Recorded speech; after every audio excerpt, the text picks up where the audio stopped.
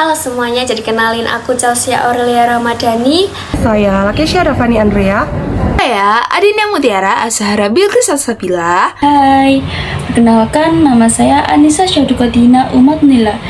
Perkenalkan, nama saya Amanda Septi. Perkenalkan, nama aku Zara Salsabila Murtianingsi. Halo semuanya, perkenalkan nama saya Nirvana Santika. Halo semuanya, kenalin nama aku Maulidia Ramania Taufiki. Halo, perkenalkan namaku Dewi Septianti. Halo, aku Dinda. Hai semuanya, perkenalkan nama saya Elsyadai Elizabeth Papuko Dari kelompok Cesium. Halo semuanya, selamat datang di podcast kami. Saya Lakesha Davani Andrea. Dan saya Adinda Mutiara Azhara Bilqis Salsabila. Di sini kita akan membahas mengenai isu saintis dalam menjadi mahasiswa pendidikan ilmu pengetahuan alam bersama 9 teman saya yang akan berbagi pengalaman serta pendapat mereka. Untuk narasumber dipersilahkan. Sekarang kita dengar dari teman-teman kami. Pertanyaan pertama, menurut kalian apa sih tantangan terbesar menjadi mahasiswa IPA? Tantangan terbesar menjadi mahasiswa pendidikan IPA yang pertama adalah menurut saya sulit untuk menyeimbangkan antara teoritis di teori dan praktik langsung di lapangan. Yang kedua adalah sangat sulit mengatur waktu untuk menjadwalkan laprak, ngerjainnya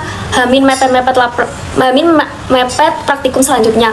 Yang ketiga adalah sulit menyeimbangkan waktu antara UKM dan kegiatan yang ada di kampus. Tantangan terbesar saya yaitu memahami konsep-konsep sains yang rumit dan mencari cara agar bisa mengajarkan dengan cara yang lebih mudah dimengerti. Selain itu, kita juga harus selalu mengikuti perkembangan teknologi dan metode pembelajaran agar tetap relevan. Tantangan terbesar saya menjadi mahasiswa pendidikan IPA adalah saya belum terbiasa dengan banyaknya tugas dan banyaknya praktikum yang harus saya jalani. Baik, tantangan terbesar ketika menjadi mahasiswa IPA. Nah, menurut aku sendiri, yang aku rasakan sekarang itu ketika ada tugas praktikum, dan di sisi lain itu ada tugas mata kuliah yang menumpuk.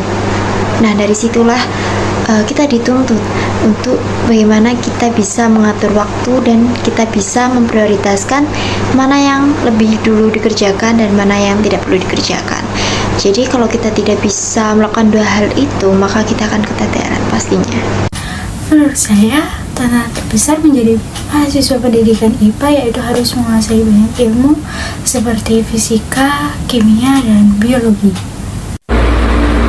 Tantangan terbesar menurutku sebagai mahasiswa pendidikan IPA itu lebih ke membagi waktu antara kuliah, praktikum, dan juga pastinya tugas yang sangat menumpuk ya, karena kan pastinya kegiatannya itu secara bareng-bareng, jadi mungkin itu sih.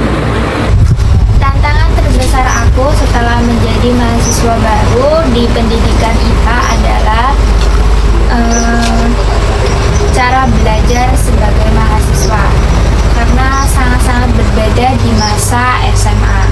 Di sini kita dituntut untuk belajar cepat dan tepat, karena jadwal di semester 1 sangat padat dari antara praktikum, matkul, dan lain sebagainya. Nah, ini nih yang paling seru. Menurut aku bukan cuma belajar teori doang sih. Jelas, IPA itu banyak banget materinya yang menyangkut kimia, biologi, fisika, semuanya itu harus nyambung. Tapi yang lebih berat itu gimana kita bisa menerjemahkan itu menjadi ilmu-ilmu yang asik untuk dipelajari buat murid kita kelak gitu ya. Habis itu gimana juga caranya kita bisa membuat anak-anak itu nggak cuma hafal rumus aja, tapi benar-benar cinta banget sama proses sains. Nah, itu PR banget sih ya. Lalu kita juga nggak disiapkan untuk menjadi ilmuwan aja, tapi kita juga disiapkan untuk menjadi guru yang bisa menginspirasi murid-murid kita kelak. saya akan memberikan alasan dan pendapat saya kenapa menjadi mahasiswa pendidikan IPA itu adalah tantangan terbesar.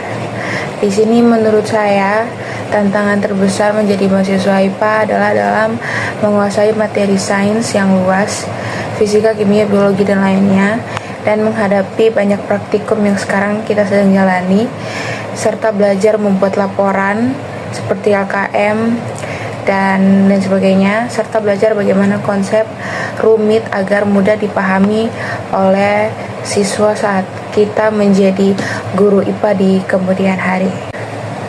Oke, pertanyaan berikutnya, mengapa penting bagi mahasiswa pendidikan IPA memahami isu saintis?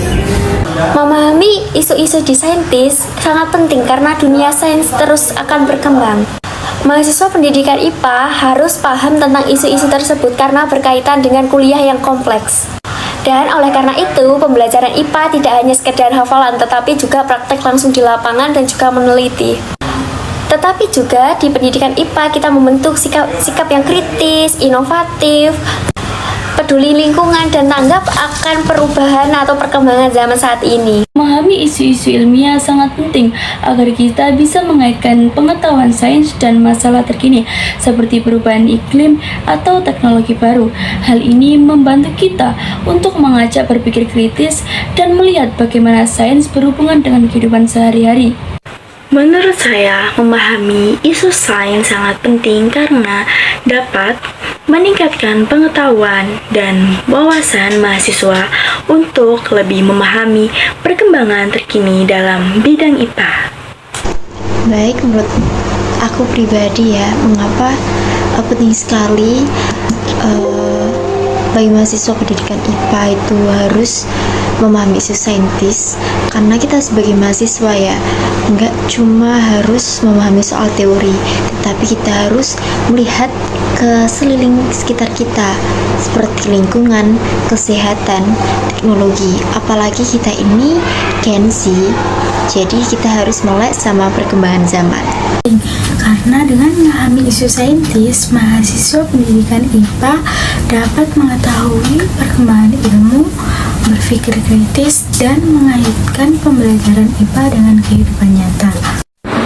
Karena isu saintis sangat penting untuk dipahami oleh mahasiswa pendidikan IPA untuk membentuk pola pikir yang kritis. Kita sebagai mahasiswa IPA harus peka terhadap isu saintis. Kenapa? Yang pertama, menurut saya, karena kita sebagai generasi muda penerus bangsa haruslah dapat melahirkan inovasi-inovasi baru yang dapat menjawab tantangan-tantangan perkembangan zaman, sehingga kita dapat menyelesaikan permasalahan-permasalahan yang ada.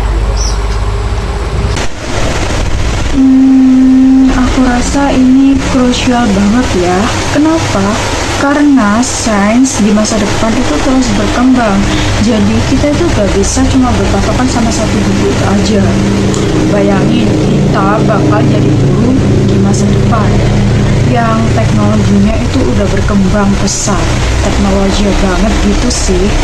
Nah, mereka pasti punya banyak sekali pertanyaan tentang perubahan iklim itu apa, AI itu apa, vaksin yang waktu corona itu apa, bahkan eksplorasi ruang angkasa.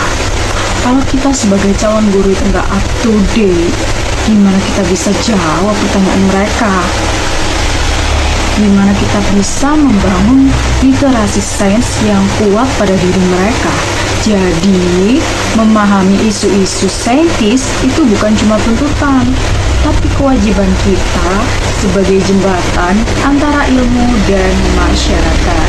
Mahasiswa dan mahasiswi pendidikan IPA penting untuk memahami isu saintis karena yang pertama itu untuk mempersiapkan diri sebagai calon guru agar dapat memahami kesadaran bagaimana sains menjadi hal yang utama dalam lingkungan pada siswa. Yang kedua, membentuk pola pikir kritis anak-anak di kemudian hari agar bisa menganalisis fakta dan dampak-dampaknya. Yang ketiga adalah dalam relevansi pembelajaran itu dapat memampukan dan meningkatkan materi IPA dengan peristiwa nyata. Dan untuk pertanyaan terakhir adalah bagaimana cara kalian menghadapi tantangan ini?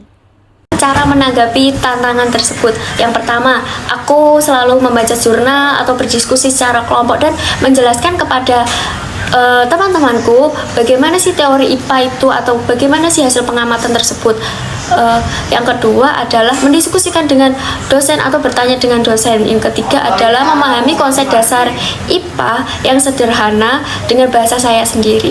Untuk menghadapi tantangan ini, saya akan terus mengasah keterampilan praktikum, memanfaatkan teknologi dalam pembelajaran, dan mengikuti perkembangan ilmu melalui diskusi dan penelitian. Yang akan saya lakukan untuk menghadapi tantangan ini yaitu saya akan selalu berusaha mengerjakan semua tugas dengan baik dan saya akan selalu memanajemen waktu yang lebih baik untuk kedepannya. Baik, bagaimana cara aku menghadapi tantangan ini? Kalau aku sendiri, yang pertama aku berusaha untuk enjoy. Jadi ketika kita itu enjoy, maka kita akan nggak merasa tertekan untuk menjalaninya. Nah, yang kedua, aku buat reminder di HP. Jadi agar kita tahu kapan deadline-nya. Dan yang ketiga, aku mengatur skala prioritas atau memilih mana yang perlu dikerjakan terlebih dahulu. Nah, itu tips dari aku bagaimana cara menghadapi tantangan ini.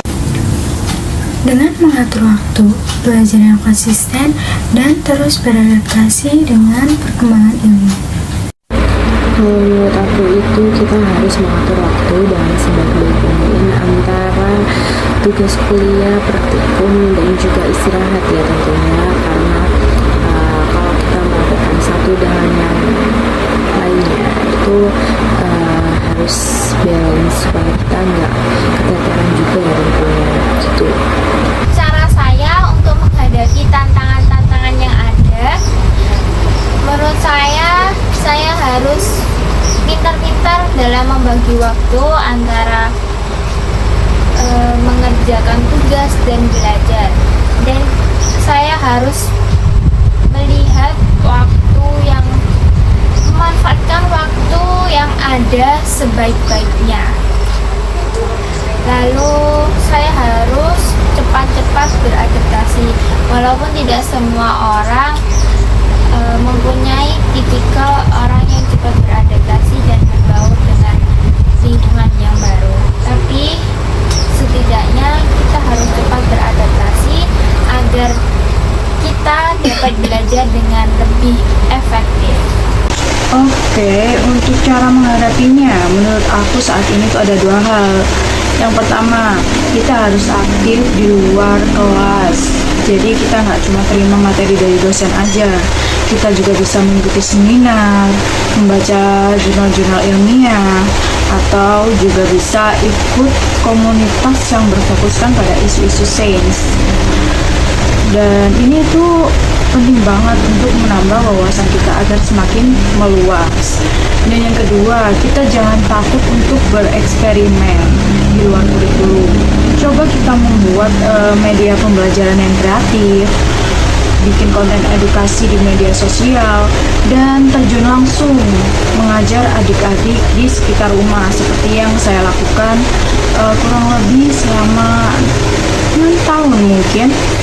Dari SMP saya juga mengajar anak-anak SD untuk pembelajaran, biasanya tuh dari malam gitu sih, belajar les, mengerjakan PR dan lain-lainnya.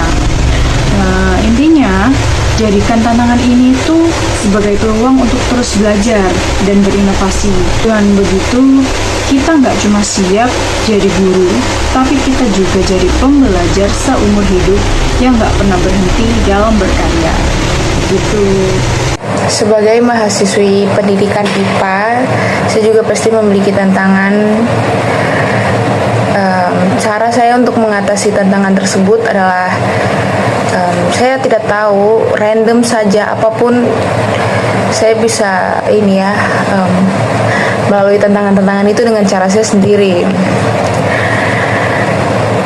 Caranya tetap bersyukur dan tetap tersenyum dan tetap sehat, tetap bahagia.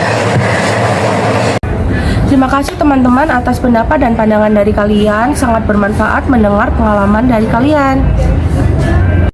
Sampai jumpa semuanya.